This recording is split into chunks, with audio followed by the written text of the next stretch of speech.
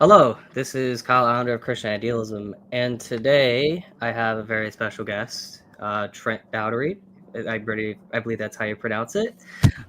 So today I'm going to be just talking with Trent about his book, mainly how he put it together. But before I begin, I just want to first emphasize that my book on this subject, of the power of evil, would not exist without Trent.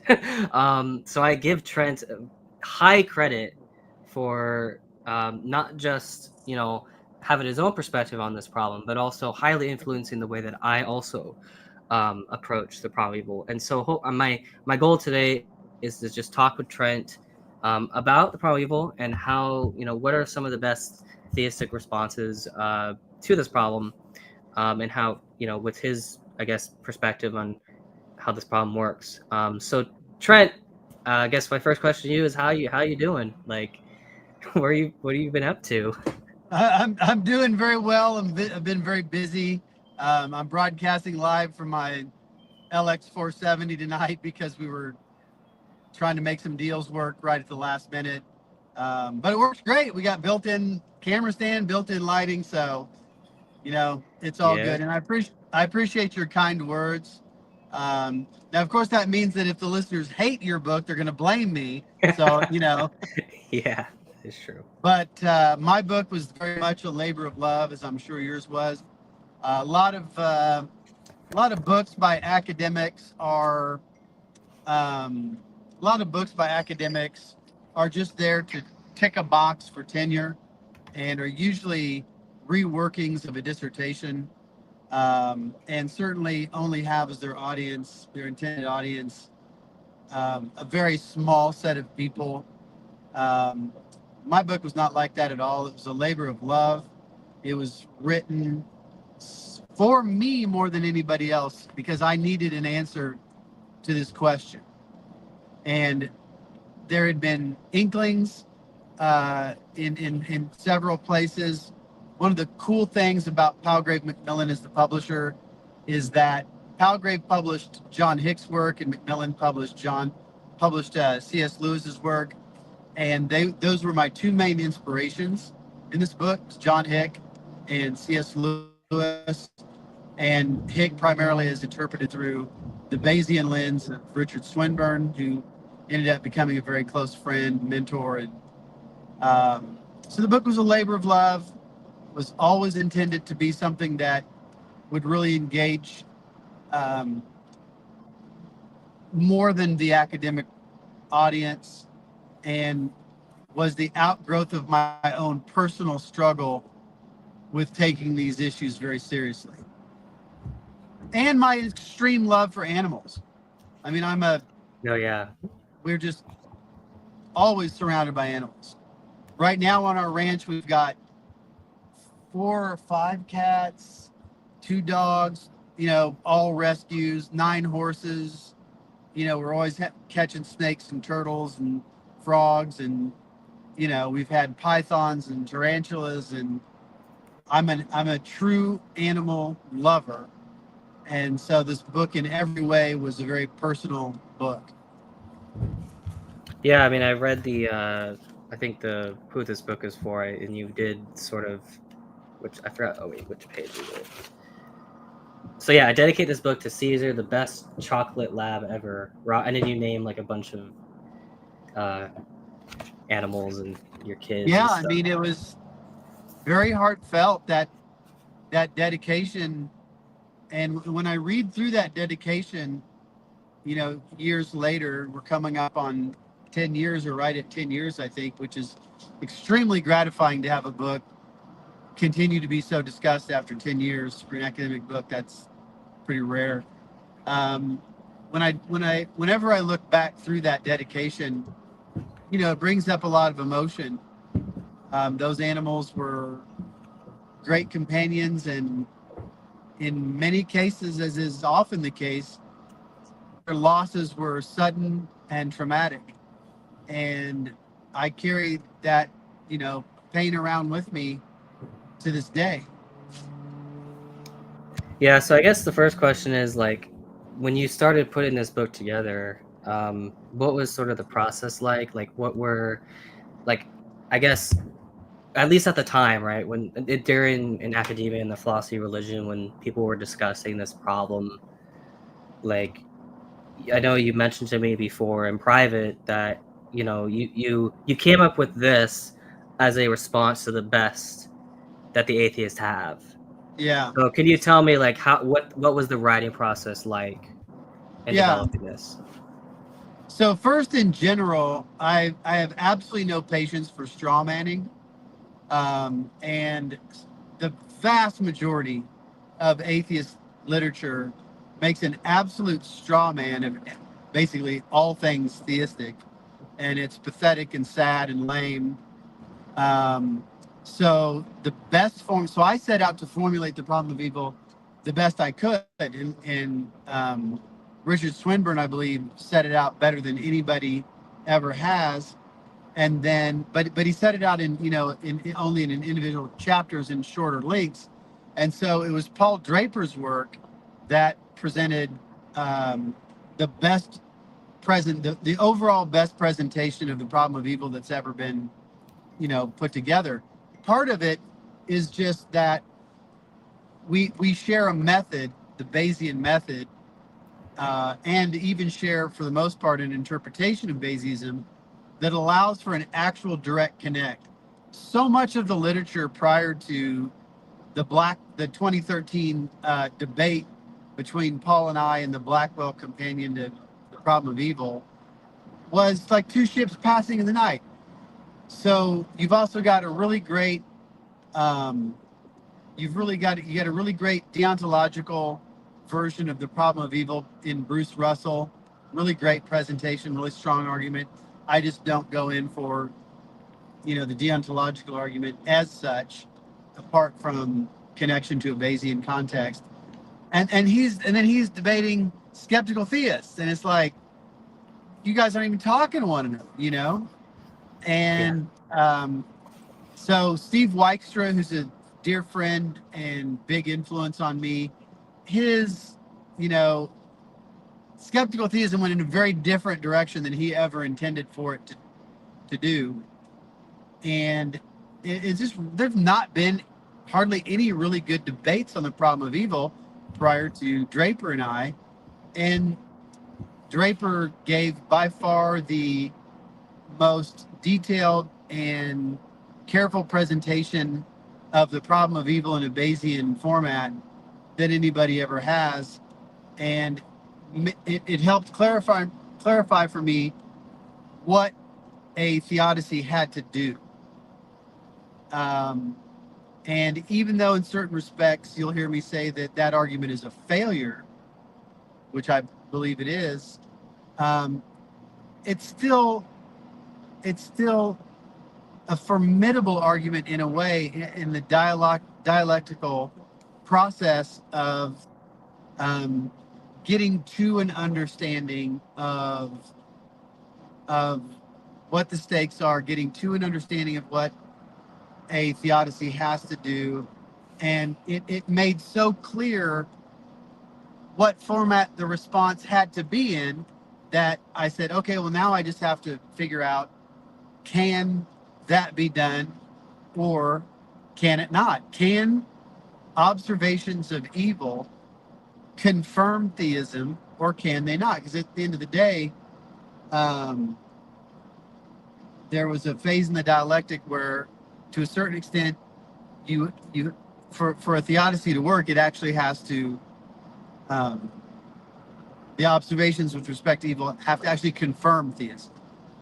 And whereas with Richard's work, it was always, how much can you shrink the level of disconfirmation such that Yeah. the level of confirmation more than counterbalances it, right? And I came to really believe that the observations of the nature of evil don't disconfirm theism at all, not even a little bit, but actually confirm it. And it was working through Paul's work extremely carefully. I mean, line by line, where you read a sentence and you stop and you think, okay, let me make sure I grasp this sentence. Now let me make sure I grasp why this sentence followed the sentence it did. and then where should this sentence be pointing? Then I read the N+1 sentence and ask myself the same question. And in this was the method that I was taught as an undergrad by Andrew Melnick, who introduced me to Swinburne really for the first time. Total atheist, hardcore materialist, reduction, hardcore physicalist, realization physicalist.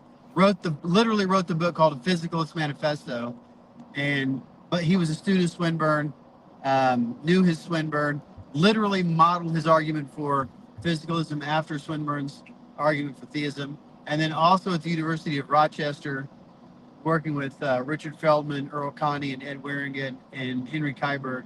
You were taught to analyze things to a degree, because we were all, I'm a grandson of Roderick Chisholm, so I mean, we break things down into the kind of excruciating detail that could almost be a caricature of analytic philosophy. And so I did that with Paul's work, and it led to revelations that I don't think I could have gotten to without having, the development of the argument as he had it.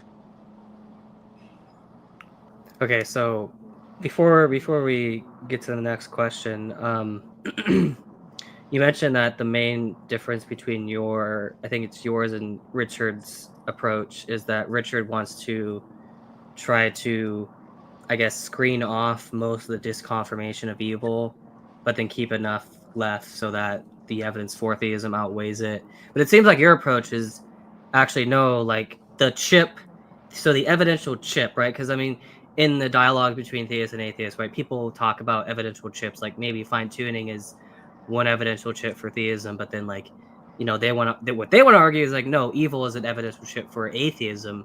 What you're saying is that the evidential chip itself is actually for theism. So Correct. And I present the foundations for a fine-tuning argument for theism from evil in the book, that has been developed somewhat by one of my former students, Nick Colgrove, and hopefully that will become a paper and then a book when time permits. But the idea is this: look,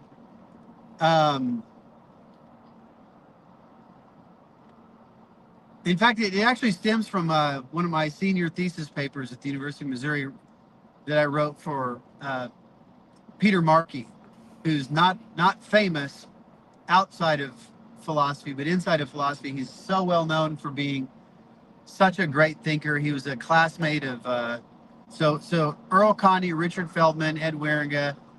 They were all at UMass at the same time studying with Gettier, and in that sort of classic Chisholm was coming over all the time. Their colleagues, and anybody familiar with the history of analytic philosophy, knows the Wayne State days, when Wayne State had this amazing department, and those were the guys that were my, teachers. And Peter Markey was a Gettier student and my mentor as an undergrad, and my senior thesis for him, for my philosophy undergraduate degree, was called "The Best Possible Subset of All Possible Worlds, a Quasi-Leibnizian Theodicy." And so the book, actually, the method kind of grows out of that, because the idea is this: there is no best world. There's no such thing as the best possible world. Concept's incoherent. So what do we do with that?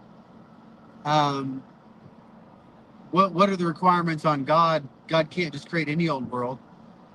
He has to create a good enough world, which in decision theory is called satisficing. Instead of maximizing, you don't maximize, you satisfice. It's the technical term for it in decision theory. But I didn't know that term at the time. I just thought, look, what are the best kinds of, God's got to make a world that is in the set of the best kinds of worlds. right. And the best kinds of worlds are going to be the worlds where the highest values are maximized in certain ways. And so then it just becomes, what are the highest values? Okay, well, they're going to be certainly character virtues, like the cardinal virtues, certainly courage and wisdom.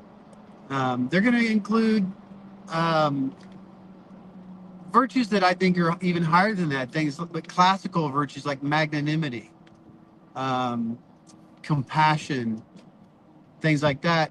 But then within a Christian context, which I don't think Hick really went all the way towards, and that's one of the reasons why I call mine the saint-making theodicy, is that forgiveness and a form of extreme compassion for which there's hardly a term invented are the highest virtues of all. Self-sacrifice. These are the highest virtues of all. The states of affairs, the obtaining of which uh, give the highest possible value to a world. So, and I would, and so those are the so those. What does God have to do? God has to create a world that has the highest kinds of value. Well, what are those? Those are these. Well, what does it take? What is logically entailed in in the exemplification of those properties, or the obtaining of those types of states of affairs? Well, you can't exemplify courage without fear. You can't exemplify compassion without suffering. You can't exemplify tolerance without offense. You can't exemplify forgiveness without, um, grievance in some way. You cannot overcome. You cannot exemplify any of the greatest uh, um, ways of being a human logically entail. You can't exemplify them without there being some pretty bad states of affairs in the world. So theism predicts that the highest values. So it's pretty simple, really. Theism predicts that the highest values will be exemplified. The highest values that can be exemplified logically entail the existence of very significant suffering. Therefore, theism entails the existence of very significant suffering, or predicts the existence of very significant suffering. Therefore, the observation of very significant suffering confirms theism. And it's very simple. It's one of those things where once you have the gestalt and the light goes off, it's hard to see, how did I not see this?